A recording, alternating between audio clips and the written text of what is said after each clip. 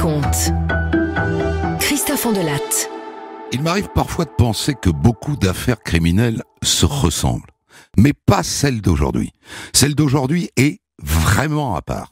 Il s'agit de l'enquête sur le meurtre en juillet 1991 à Clairac dans le Lot-et-Garonne d'une jeune fille de 18 ans qui s'appelait Caroline Nolibet. C'est une enquête qui a duré 10 ans et c'est un cas d'école car elle cumule tous les défauts d'une mauvaise enquête. À étudier dans les centres de formation de la gendarmerie et de la police. Le podcast est à votre disposition. Pour le débrief tout à l'heure, je serai avec l'avocat du tueur. Je ne vous donne pas son nom pour ne pas spoiler la fin de cette histoire. Maître Frédéric Vessière du barreau d'Agen. Vous êtes là, bonjour. Bonjour Monsieur Ondelatte et bonjour à tous vos auditeurs. Voici donc l'enquête sur le meurtre de Caroline Nolibet que j'ai écrite avec Thomas Audouard. Réalisation Céline Lebras. Europe 1, Christophe Ondelatte.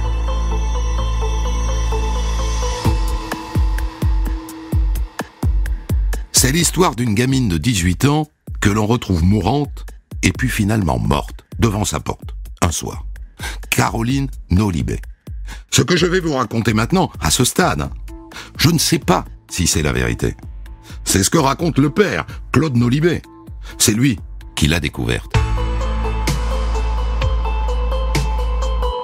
Le 31 juillet 1991, le père est chez lui, à Clairac, dans le Lot-et-Garonne, et vers 23h, il entend des gémissements dehors. Au début, il croit que c'est le chien, d'autant plus qu'il est malade. Alors il regarde par la fenêtre, et il voit une masse sombre devant le portail de son pavillon. Il se dit, c'est le clébard. Alors il sort, et ça n'est pas le chien. C'est sa fille. C'est Caroline qui est là, couchée sur le sol, face contre terre, la tête accrochée au portail par sa cravate. Il s'approche. Caroline ? Il détache la cravate du barreau du portail, il la retourne, elle est couverte de sang. Mais elle respire. Caroline ? Alors il court à l'intérieur de la maison, il veut appeler les secours, mais son téléphone est verrouillé. Il panique, il essaye de le déverrouiller, il n'y arrive pas, alors il court chez son voisin. Il sonne. Claude, mais qu'est-ce qui se passe ? Je crois qu'on a tué ma fille. Le voisin tout de suite appelle un médecin et il va voir sur place. Et elle est là, couchée près du portail. Il se penche, elle ne respire plus. Le docteur arrive, Caroline est morte. Le voisin appelle tout de suite la mère, Christiane, les parents sont séparés. Et c'est le médecin qui appelle les gendarmes. Et quand ils arrivent, ils découvrent la scène de crime. Entre-temps, le père a dépendu la gamine, les gendarmes la trouvent couchée sur le dos. À mon avis, là, tu vois la plaie sur le thorax, là. À mon avis, c'est un coup de couteau, hein. Et puis là, les gendarmes se tournent vers le père. Monsieur Nolibet, vous pouvez nous raconter dans quelles circonstances vous avez découvert le corps de votre fille ? Il raconte. Il explique comment il a retrouvé sa fille, vivante, comme pendue au portail. Et puis les gendarmes font le tour de la scène de crime. Alentour, il n'y a pas d'arme du crime, il n'y a pas de couteau. Il n'y a pas non plus de traces de lutte. Mais là, près du portail, il y a une trace de semelle. Et puis quelques mégots. Et près du corps, le parapluie de Caroline. Tout ça est saisi, glissé dans des sachets plastiques pour le labo. Je vous le dis tout de suite, dans quelques heures, il va se mettre à pleuvoir. Et il n'y aura rien d'autre à tirer de cette scène de crime. Et puis les gendarmes vont vers la maison. Dis donc, t'as vu là, sur le volet ? On dirait du sang, ça, non ? Une trace de sang sur le volet droit. Une fois à l'intérieur, du sang, ils en trouvent aussi sur le sol de la véranda, sur une table, sur un interrupteur et sur le téléphone. Les gendarmes se disent, c'est le père. C'est le père couvert de sang qui a dû serrer sa fille contre lui et qui a mis du sang partout. Et comme il est là, il lui demande de confirmer. Le sang, là, sur l'interrupteur, c'est vous qui l'avez mis ? La réponse du père est confuse. Oui, peut-être, il sait pas, c'est possible, il se souvient plus. Et puis ça se complique pour lui avec l'histoire du téléphone. Il dit que le téléphone était verrouillé et que dans la confusion, il n'est pas arrivé à le déverrouiller et que c'est pour ça qu'il est allé téléphoner chez le voisin. Bon, en soi, ça n'a pas beaucoup d'intérêt, mais le médecin qui prévient les gendarmes dit qu'il n'a eu aucun mal à téléphoner, qu'il n'a rien eu à déverrouiller. Bref, vous l'avez compris, au tout début de cette histoire, le père est dans le collimateur. Je vous ai parlé des traces de sang sur le volet et du téléphone verrouillé qui ne l'était pas vraiment. Eh bien, il y a autre chose qui conduit à braquer les regards vers le père. Les clés. Le trousseau de clés de Caroline. Savez-vous où on le retrouve? Sur la porte d'entrée, à l'intérieur. Monsieur Lolibé, comment se fait-il que les clés de Caroline soient là? Mais vous savez, les clés, d'habitude on les met dans le sac à pain à l'extérieur. Elle comme moi, hein. En rentrant ce soir, j'ai dû me tromper, j'ai dû prendre son trousseau, c'est tout. Mouais. Sauf que la mère qui a vu Caroline en fin d'après-midi raconte une autre histoire. Elle est passée chez moi avant de rentrer chez son père. Et elle avait ses clés. Elle a posé son trousseau sur la table en arrivant. Enfin, je me souviens, elle a un porte-clés en forme de cœur. Je le vois sur la table. Et alors, comment ces clés se retrouvent-elles sur la porte à l'intérieur? Pourquoi le père raconte-t-il cette histoire de sac à pain? Le lendemain, le père est placé en garde à vue. Et lui, le naïf, au début, il ne réalise pas qu'on le soupçonne. Et puis les questions se font de plus en plus pressantes. Et il commence à comprendre que les gendarmes pensent qu'il a pu tuer sa fille. Notamment à cause de cette histoire de clé. Et il comprend que les gendarmes se demandent si le meurtre de Caroline n'a pas eu lieu dans la maison. Et si ensuite on n'a pas tiré le corps dehors. Et qui? Eh ben lui, le père. Mais bon, il est tout de même relâché. N'empêche que Clairac, c'est un petit village, hein, et les gens... Paraît que le père, il était couvert de sang. Ah oui, couvert de la tête aux pieds. À mon avis, c'est lui. L'autopsie a lieu 5 jours après.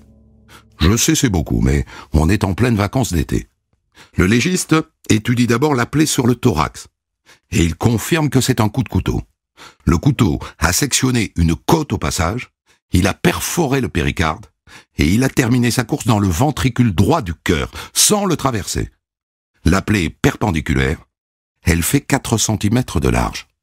À mon avis, la mort n'a pas été instantanée. Hein. Il est vraisemblable qu'elle soit survenue, je dirais, 10, 15 minutes après le coup de couteau.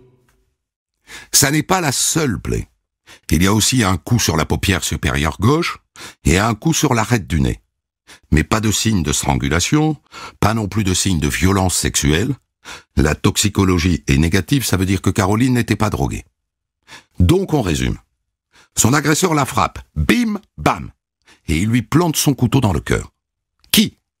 Qui est venu seriner cette gamine sur le seuil de sa porte? Et pourquoi? Caroline était une enfant de Clairac, 3e d'une famille modeste, le père est cariste en usine, la mère est ouvrière agricole. Les 2 aînés ont quitté la maison. La mère récemment a refait sa vie. Et Caroline a fait le choix de rester vivre avec son père. Tout en restant très proche de sa mère, hein. Elle la voyait presque tous les jours. À 18 ans, Caroline était devenue, chez son père, la femme de la maison. Elle faisait les courses, le ménage, les comptes. Elle travaillait à la chaîne dans une usine de conditionnement de haricots verts. Un petit copain? Non. Enfin si, elle en a eu de ci de là, mais pas longtemps. Rien de sérieux. Alors on tente de reconstituer l'emploi du temps de Caroline durant la soirée du meurtre. Elle devait aller à une fête avec sa copine Valérie. Mais la Valérie en question raconte qu'elle passe la chercher en début de soirée. Elle n'est pas là. Et le père ne sait pas où elle est. Oh, je sais pas où elle est, moi. Elle a dû aller dîner chez sa mère, ou alors chez son copain, là, Albert.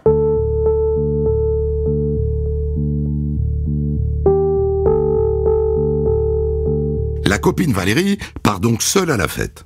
Pendant ce temps-là, Caroline est en effet chez son copain Albert. Ils dînent ensemble, vers 20h. Le copain Albert raconte qu'à la fin du repas, il la ramène en mobilette chez sa mère. Il est alors 21h30, 21h45. La mère confirme. Et elle dit qu'après, vers 22h10, Caroline rentre chez elle, enfin chez son père, à pied. Il lui faut 10 minutes pour aller de chez sa mère à chez son père. Elle arrive donc devant chez elle à 22h20. Qui l'attend? Qui l'a suivi? À Clairac, il y a 2000 habitants. Mettez-vous à la place des gens. Le père a été placé en garde à vue. Pas simplement interrogé, en garde à vue. Il n'y a pas de fumée sans feu. Ils n'ont pas fait ça pour rien. Patati patata, c'est un village qui s'est mis dans la tête que Claude Nolibé avait tué sa fille Caroline, et qui n'est pas prêt de se l'enlever de la tête. Mais je vous l'ai dit, les gens de Clairac, pas tous, mais beaucoup, se disent « il n'y a pas de fumée sans feu ». Il n'est pas blanc, le papa. Et à la moulinette de la rumeur, la pauvre Caroline en prend aussi pour son grade. Et le fréquentait des gitans. Ah, ça si. Elle était tout le temps droguée. Je vous l'assure. Bon, la Caroline, là, c'est ce qu'on appelle une fille facile. Enfin, vous voyez, quoi. Il y en a même qui disent qu'elle se prostituait. Et d'autres, tenez-vous bien, qu'elle entretenait avec son père une relation incestueuse. Nolibé, il a perdu sa deuxième femme. Et les gendarmes, ça, eh bien, ils sont obligés de le vérifier. Et je vous le dis tout de suite, pour ne pas salir plus longtemps la mémoire de la pauvre Caroline, tout ça est faux et archi faux. Les obsèques de Caroline ont lieu le 7 août à l'église de Clairac. Tout le village est là, y compris les langues de pute. Et bien sûr, les gendarmes sont là aussi. Et à l'église, et ensuite au cimetière, ils observent les uns et les autres. Et surtout le père. Parce que dans leur tête de gendarme, comme dans celle du patron de l'enquête, le procureur de la République de Marmande, c'est lui. Ils n'ont pas encore de preuves, pas assez d'arguments pour le coffrer. Mais c'est lui. Valérie, l'amie de Caroline qui est venue la chercher le soir du meurtre, est réinterrogée. Les gendarmes veulent mettre au clair cette histoire de clés. Quand vous êtes venu la chercher, vous vous souvenez s'il y avait des clés sur la serrure de la porte d'entrée? Oui, il y avait bien des clés. Et tu saurais reconnaître le trousseau de clés qui était à ce moment-là sur la serrure? Ah oui? Ce que je peux vous dire, c'est que c'était pas les clés de Caroline. Intéressant. En début de soirée, donc, le trousseau du père serait sur la porte, et en fin de soirée après le meurtre, ce serait celui de Caroline. Qui aurait pu jouer à cet étrange changement de clé, si ce n'est le père? Alors le 12 août, le père est à nouveau placé en garde à vue. On est en 1991, il n'est pas prévu d'avocat. Les gendarmes la jouent donc à l'ancienne. Ils veulent le faire craquer. Faute de preuves, ils veulent des aveux. Alors au début de la garde à vue, ils tracent un cercle au sol à la craie. Et ils mettent Claude Nolibé au milieu. Bien. Vous avez interdiction de sortir de ce cercle. On est en plein mois d'août. Il fait chaud. Je pourrais avoir à boire, s'il vous plaît. Un gendarme se lève, va remplir un verre d'eau et il le pose à l'extrémité de la table. Tu auras ton verre d'eau quand tu nous auras dit enfin la vérité. Mais lui, il reste droit dans ses bottes. Enfin, je n'ai pas tué Caroline, je n'en aurais même pas eu l'idée. Et pendant toute la durée de sa garde à vue, il ne bouge pas. Et à la fin, alors qu'il n'a rien avoué et qu'il n'y a aucune preuve, eh bien il est déféré devant le juge d'instruction et inculpé de meurtre. Et tant qu'à faire, écroué.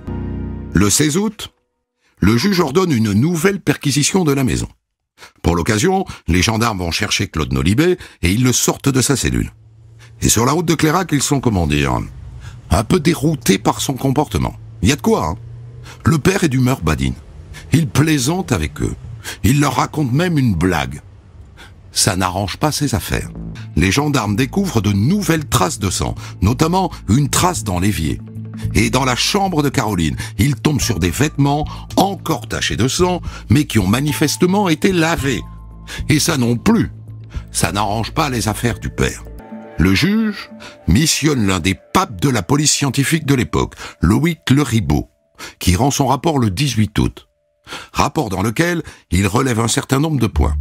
Le père dit qu'il a dépendu le corps de sa fille et qu'il l'a retourné. Alors pourquoi le cadavre, quand les gendarmes le découvrent, a-t-il les jambes croisées? Deuxième bizarrerie. L'expert a examiné les giclures de sang sur le pantalon du père. Ça ne colle pas du tout avec ce qu'il dit avoir fait. Troisième étrangeté. Pourquoi a-t-il du sang de sa fille partout sur le bas du corps et pas sur le torse? Enfin, dernier point inexplicable. Vous vous souvenez qu'on a retrouvé du sang sur le volet droit près de l'entrée? Le père dit qu'il a peut-être fait ça avec sa main. Or, il n'y a pas d'empreinte dans cette tache de sang. Il n'y a pas de trace de doigt. Cette tache semble avoir été faite par une surface lisse. Pourquoi pas la veste en cuir de Caroline? Ce qui voudrait dire que Caroline entre dans la maison avant d'être assassinée. Et donc tout ça est accablant pour Claude Nolibé, qui essaye de s'expliquer. Mais enfin, le sang sur mon pantalon, c'est quand je me suis penché sur elle pour écouter son cœur, pour voir si elle était vivante, je vous jure. Et la trace de sang lisse sur le volet. Est-ce qu'on peut pas imaginer que elle est agressée près de la porte, et puis qu'après coup elle s'appuie sur le volet, et qu'ensuite elle revienne vers le portail pour s'écrouler? C'est possible, non?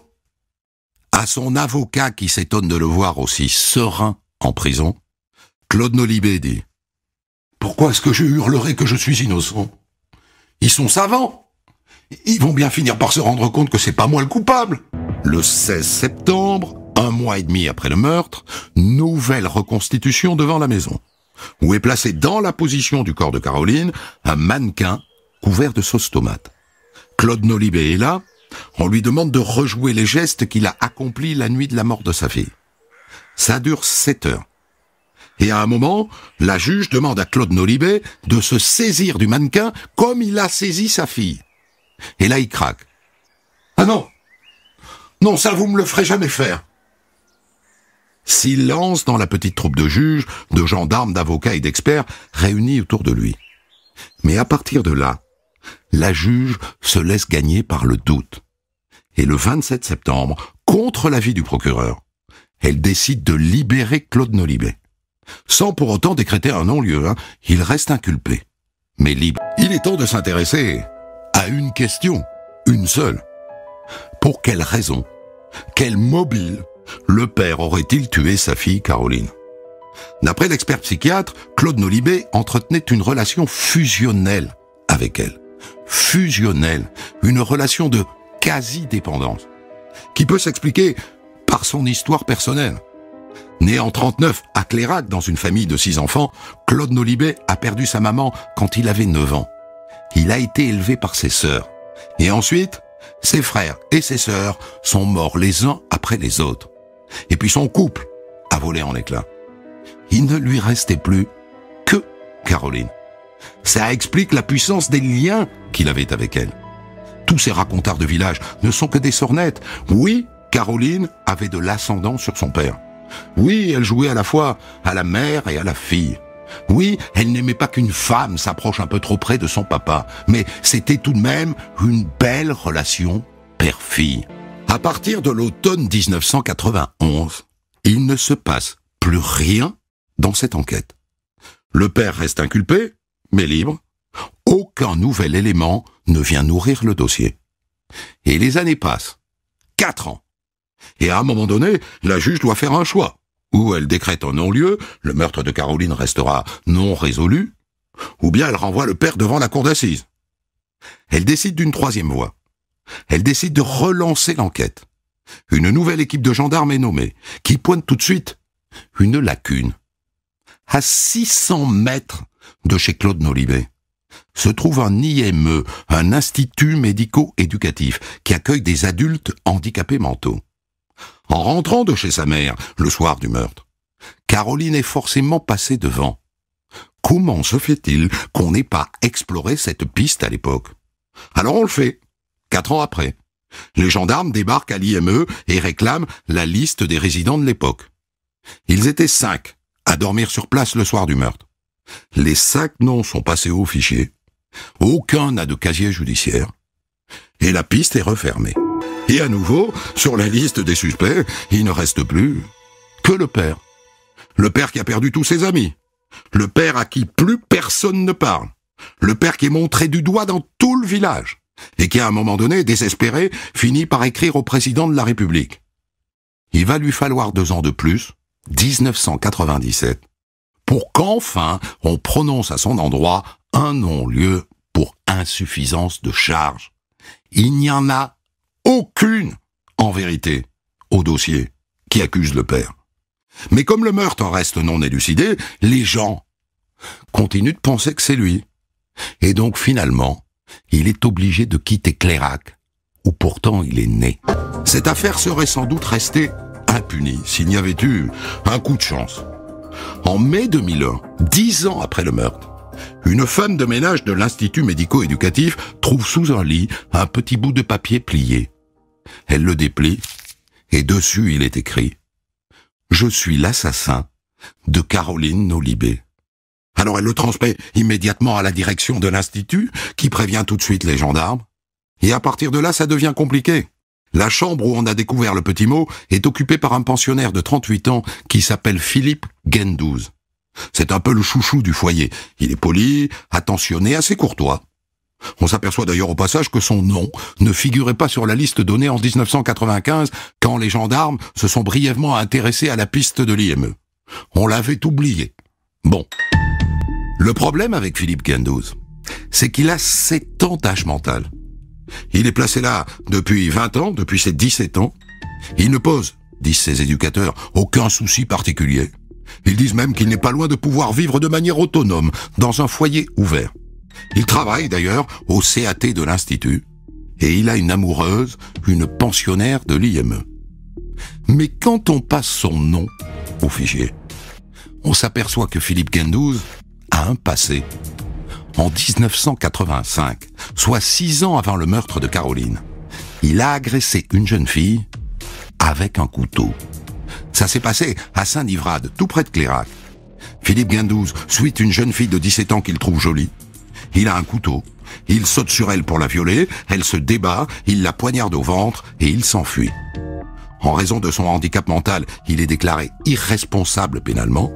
Il est interné en hôpital psychiatrique et puis quelques mois plus tard, il ressort de l'hôpital et il retrouve sa place à l'IME de Clairac. Et ce qui est étrange, c'est qu'en 1991, quand Caroline est assassinée, personne ne pense à lui. Il faut dire qu'elle meurt le 31 juillet et que l'IME ferme ses portes pour les vacances le 1er août. Et au retour des vacances, la vie reprend tranquillement et les gendarmes, obsédés par le père, ne vont pas plus loin. Alors est-ce que c'est lui ? Est-ce que c'est Philippe Gendouze qui a poignardé Caroline ? Le 30 mai 2001, 10 ans après le meurtre de Caroline, les gendarmes débarquent dans la chambre de Philippe Gendouze pour une perquisition. Quand il les voit, il se redresse sur son lit et il crie « J'ai tué personne !» Mais dans sa chambre, on trouve une sorte de journal de bord que les gendarmes feuillettent immédiatement. Et en 1992, il écrit « La fille Nolibé est morte. Elle s'est fait assassiner. Tuer la prochaine. Liste que je dois tuer. Liste que je dois agresser. » Et dans sa chambre, on trouve aussi 3 couteaux et un gant sectionné au poignet. Philippe Gendouze est immédiatement placé en garde à vue. Et il dit les choses le plus simplement du monde. « J'ai noté la vérité sur le papier. » Et après, il désigne le couteau qu'il a utilisé. Un opinel. Et il explique que le gant lui a servi à masquer les empreintes. « Je la voyais passer tous les jours devant ma chambre. Je la trouvais jolie. » Alors il la suit. Il la rattrape. Il la poignarde d'abord au cou et elle lui dit « Mais qu'est-ce que je t'ai fait ?» Et lui, il lui plante son couteau dans le cœur. À l'issue de son interrogatoire, Philippe Gendouze est présenté au juge, mis en examen et écroué. Quelques semaines plus tard, a lieu une reconstitution. Il se prête au jeu. Mais 3 mois plus tard, il se rétracte. Peu importe. Le juge le renvoie devant la cour d'assises du Lot-et-Garonne et là, évidemment, se pose la question de sa responsabilité. Son retard mental peut-il lui éviter les assises ? On sollicite 3 experts psychiatres. Le premier dit qu'il est accessible à la sanction et qu'on peut le juger. Le deuxième dit tout l'inverse et le déclare irresponsable. Et le troisième, comme le premier, propose de le juger en tenant compte de l'altération de son discernement. C'est finalement la solution qui est retenue. Philippe Gendouze comparé devant les assises d'Agen le 10 janvier 2004. Il se retrouve dans le box un peu déconnecté, souriant, l'air pas inquiet. De toute façon, il est innocent. « La fille, là, je l'ai pas tuée !» On fait venir à la barre sa victime de 1985. « Ce jour-là, j'ai cru mourir !» Le personnel de l'Institut médico-éducatif vient dire qu'il était le plus doux du centre. Et à la fin, il se passe quelque chose d'extrêmement rare. Le père de Caroline est là, bien sûr. Pendant 10 ans, Il a fait office de suspect. Il est fatigué. Il est malade. Il est au bout du rouleau. Et l'avocat général s'adresse à lui. Monsieur Nolibé, je vous présente ici les excuses de la justice française, au nom de tout ce que vous avez subi. Et ensuite, il prononce ses réquisitions à l'encontre de Philippe Guindouze. Je rappelle ici que les faits justifieraient une condamnation à la réclusion criminelle à perpétuité, n'est-ce pas? Mais bien entendu, nous tiendrons compte des déficiences de l'accusé. Je vous demande donc qu'il soit condamné à une peine de 13 à 15 années de détention. La défense, bien entendu, plaide l'acquittement au titre du handicap mental. Et finalement, Philippe Guindouze est condamné à 15 ans de réclusion criminelle. Il ne fait pas appel. Pour avoir été injustement accusé et incarcéré, Claude Nolibé, le père, au bout du rouleau, obtient 50 000 € d'indemnisation. C'est le prix d'une vie détruite et de 10 années de soupçons sans preuve.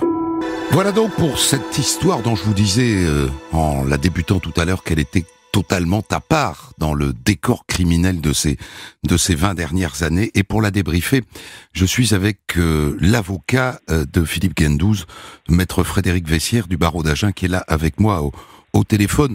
Revenons rapidement sur ce procès, maître. Vous me confirmez que vous avez tenté de plaider l'acquittement pour Philippe Guindouze en raison de son handicap mental? Tout à fait. Nous avons effectivement, Hervé Caraval et moi-même, qui intervenions donc tous les deux pour la défense de Philippe Guindouze, plaider l'acquittement, non pas seulement au regard de sa déficience mentale, mais également en tenant compte de l'absence totale de preuves matérielles et surtout de l'impossibilité pour Philippe Guindouze d'avoir été le coupable compte tenu de certaines constatations qui avaient été faites sur les lieux et notamment des clés de Caroline que vous avez évoquées tout à l'heure. C'est-à-dire que lui n'a pas pu manipuler les clés? C'est-à-dire que l'hypothèse du ministère public et du juge d'instruction aurait été que Caroline aurait été frappée par Philippe Guindouze à 70 mètres de son domicile, qu'elle aurait eu le temps matériellement de pouvoir aller jusqu'au domicile, mais se serait effondrée sur la grille à l'entrée de la maison, et c'est là que son père l'aurait entendue et l'aurait trouvée. Mais dans ces conditions, eh bien, elle n'a jamais pu aller jusqu'à la porte de la maison, porte sur laquelle on a pourtant retrouvé, comme vous l'avez indiqué tout à l'heure, ses clés. Or, on est certain que lorsqu'elle venait de chez sa mère, avant d'être agressée, elle avait ses clés sur elle. Donc comment, si Philippe Guindouze l'a frappée, comment ces clés ont-elles pu se retrouver de Caroline agonisante sur le seuil de la maison jusqu'à la porte de la maison? Nous n'avons aucune réponse. Et les enquêteurs que nous avons interrogés pendant la session de la cour d'assises à cette époque-là ont eux-mêmes convenu qu'il y avait là un problème qu'ils étaient incapables d'élucider. Il est assez vain, on le sait, d'aller plaider l'irresponsabilité pénale devant la cour d'assises. Il fallait le faire devant la chambre de l'instruction. Lorsque le juge d'instruction lui-même estime qu'il n'y a pas d'excuse d'irresponsabilité pénale, c'est rarement la cour d'assises qui le décide. Alors, il y avait différents rapports d'expertise. Comme vous l'avez indiqué, on a eu tout et son contraire. On a eu des experts qui ont plaidé et estimé qu'il y aurait eu une altération du discernement, d'autres une abolition du discernement. Dans ce dossier, vous avez indiqué tout à l'heure que M. Nolibé avait été dès le départ dans le collimateur. De la même façon, M. Guindouze a été exactement lui aussi dans le collimateur par la suite, parce qu'il n'y avait aucun élément matériel à titre de preuve. Il y a le petit papier quand même, maître. Il y a le petit bout de papier sous son lit. Eh bien, écoutez, si on doit condamner les gens uniquement parce qu'ils écrivent des choses, certes bizarres, certes qui peuvent paraître suspectes sur un petit bout de papier, eh bien à ce moment-là, on se contente de preuves extrêmement faibles et qui n'en sont pas. Pourquoi Philippe Guindouze a écrit ces mots-là, je ne le sais pas. Tout ce que je sais, c'est que, comme vous l'avez dit tout à l'heure, il a le quotient intellectuel d'un enfant de 7 ans et qu'un enfant de 7 ans est susceptible de faire ce genre d'acte. Alors, vous avez aussi dit que dans un de ces papiers, il était écrit « La fille Nolibé elle s'est faite assassiner ». Pourquoi avoir écrit à ce moment-là « Elle s'est faite assassiner » et non pas « Je l'ai assassinée ».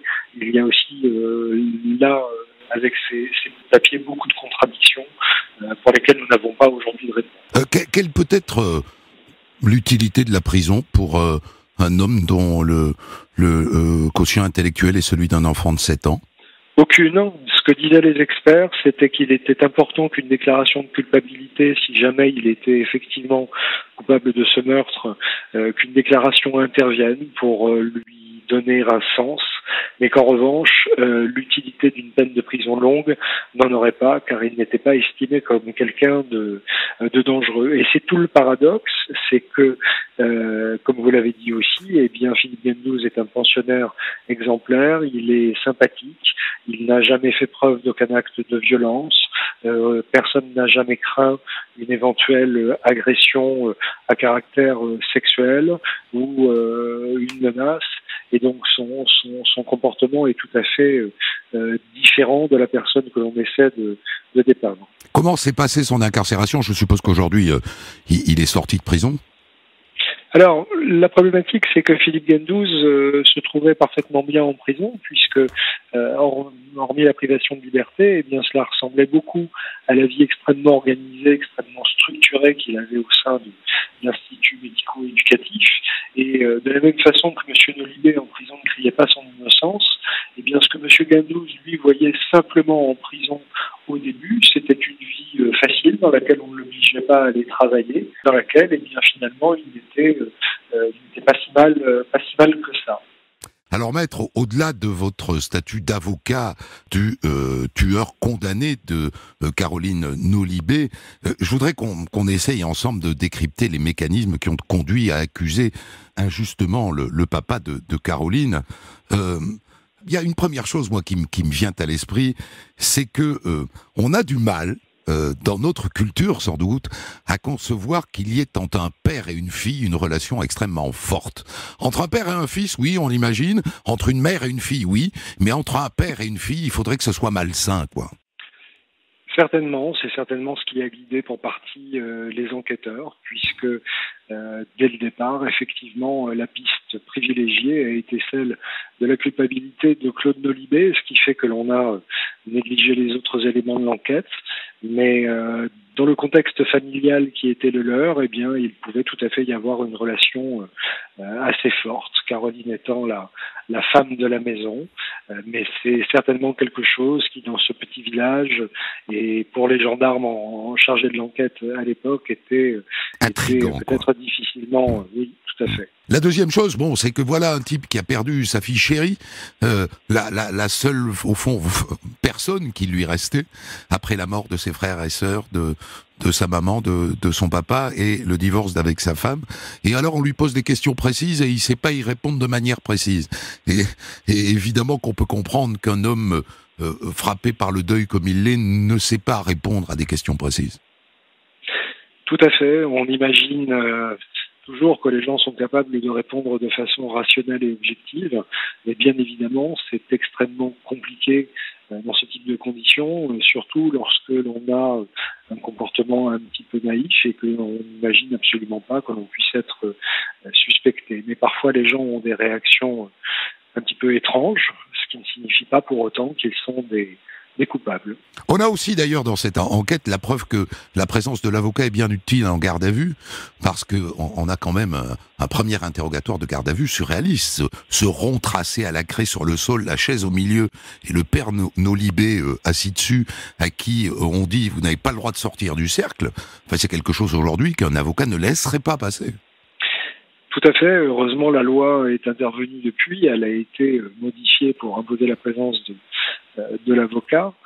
Mais ce genre de comportement, bien évidemment, s'explique par la volonté des enquêteurs de réussir à progresser et en l'absence de moyens de preuve, objectifs et matériels, et bien de tout miser sur l'aveu. Et de la même façon que Claude Nolibé a été entendu dans des conditions particulières et en l'absence d'un avocat, et bien de la même façon Philippe Gendouzi, quand il est placé en garde à vue, lui aussi, alors qu'il a le quotient intellectuel d'un enfant de 7 ans, et bien Philippe Gendouzi ne sera pas assisté d'un avocat, alors même que sa gérante de tutelle se présente expressément à la gendarmerie pour demander à ce qu'un avocat soit nommé, ce qui lui sera refusé. Alors la question des clés, moi j'ai trouvé la question des clés très intéressante, parce que on a donc deux personnes. D'abord la mère de Caroline, et ensuite sa copine Valérie, qui disent deux choses contradictoires. La mère dit Caroline avait ses clés et les clés on les retrouve à l'intérieur de la maison, et Valérie dit non, c'était pas les clés qui étaient sur la porte, j'en suis certaine. Est-ce que tout simplement ces deux femmes, avec les meilleures intentions du monde, n'ont pas pu se tromper toutes les deux? Bien évidemment, il paraît difficile d'imaginer que les deux clés aient été ensemble au même endroit. Voilà. Donc il y a forcément un des témoignages qui est erroné. Cela vient aussi corroborer la faiblesse des témoignages et le fait que malgré toute la bonne volonté, eh bien les témoins soient capables de se tromper. Dans le cadre d'un hold-up, on peut interroger 10 témoins, on aura 10 descriptions différentes d'un assaillant. La fragilité des témoignages, c'est essentiel. Juste une question, parce que vous connaissez bien l'affaire, beaucoup mieux que moi. Il n'y a pas de conflit entre la mère et le père qui ait pu amener la mère à raconter des sornettes pour faire tomber son ex-mari? Rien dans le dossier ne milite dans ce sens, à ma connaissance. Les excuses de l'avocat général au nom de la justice française prononcées au procès, j'imagine que pour vous c'était une première, non? Oui, c'était une première qui s'est exercée au détriment de mon client, car elle était une pression supplémentaire mise sur la justice pour que la justice répare son erreur. Oui. Voilà, et puisqu'on lui présentait un condamné sur un plateau, si je puis dire, dont on n'avait que les aveux obtenus encore une fois dans des conditions particulières, mais en l'occurrence, pour moi, cela restera le seul moment où j'aurais entendu effectivement dans une enceinte de justice un avocat général présenter ses excuses au nom de la République française. Entre nous, c'est plutôt pas mal, non? Que ça se soit fait, que ça se soit dit. C'est plutôt pas mal. Je crois que c'était nécessaire pour M. Nolibé, car bien que je sois le défenseur de M. Gandouze, je n'ai aucune suspicion que M. Nolibé ait pu être l'auteur de cet acte. Je pense que c'était mérité. Je pense aussi que lorsque la justice ou lorsqu'une enquête part du mauvais pied, eh bien malheureusement, le chemin qui l'a conduit arrive souvent à une conclusion erronée. Ça a été le cas pour M. Nolibé, et je pense que 10 ans après, malheureusement, cela a été de même pour M. Gandouze, notamment en raison de cette impossibilité matérielle liée aux clés que vous avez évoquées tout à l'heure. Les gendarmes ont-ils prononcé des excuses? Eh bien écoutez, en ce qui concerne les gendarmes de l'époque, non. Pas particulièrement. Ils sont venus devant la cour d'assises? Alors écoutez, dans mon souvenir, nous avons entendu beaucoup de gendarmes, et notamment ceux responsables de la dernière enquête concernant M. Philippe Gandouze.